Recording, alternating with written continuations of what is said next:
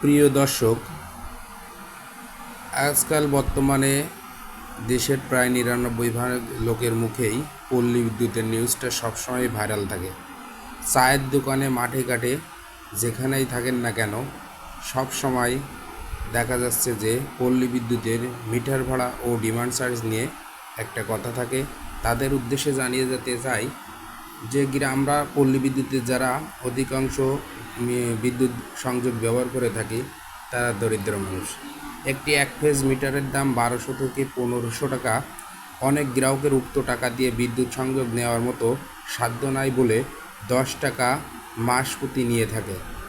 একটি মিটারের আয়ু সচরাচর ১০ বছর, তাহলে ১০ বছর ১২ মাস গুণ ১০ = ১২০০ টাকা। তবে মিটার বেশিরভাগই ১০ বছরের আগেই নষ্ট হয়ে যায়, এমনকি ১০ দিন কিংবা ১ মাসেও নষ্ট হয়ে যেতে পারে উক্ত মিটারটি। তখন গ্রাহককে বিনামূল্যে পুনরায় পল্লী বিদ্যুৎ আবার নতুন মিটার দিয়ে থাকে।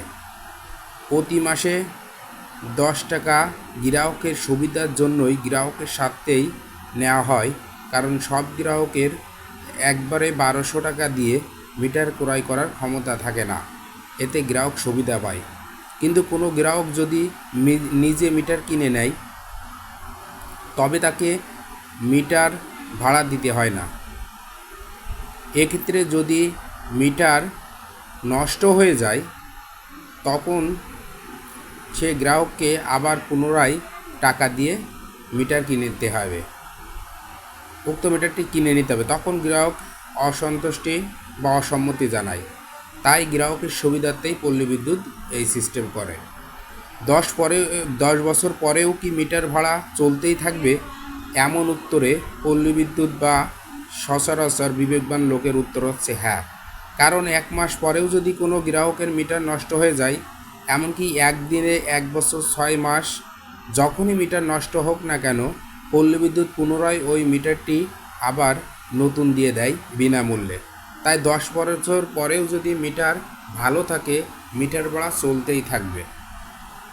আরও গুরুত্বপূর্ণ বিষয়গুলো হলো, পল্লী বিদ্যুতায়ন বোর্ডের আওতাধীন পল্লী বিদ্যুৎ সমিতিগুলো বেশি দামে বিদ্যুৎ বিল ক্রয় করে কম দামে স্ল্যাব আকারে ০ থেকে ৫০, ৫০ থেকে ৭৫, ৭৫ থেকে ২০০, ২০০ থেকে ৩০০ এমন আকারে স্ল্যাব রেটে গ্রাহকের মাঝে বিদ্যুৎ বিতরণ করে থাকে।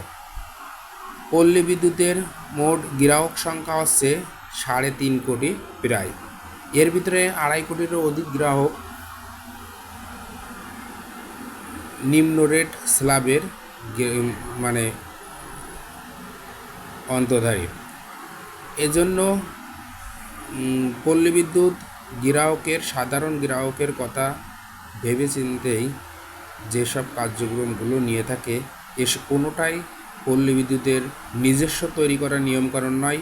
সবই সরকার কর্তৃক বিদ্যুৎ উন্নয়নের বোর্ড দ্বারা পরিচালিত এবং নির্ধারিত নিয়মকানুন এবং রেটের ভিতরেই পল্লী বিদ্যুৎ সীমাবদ্ধ থাকে।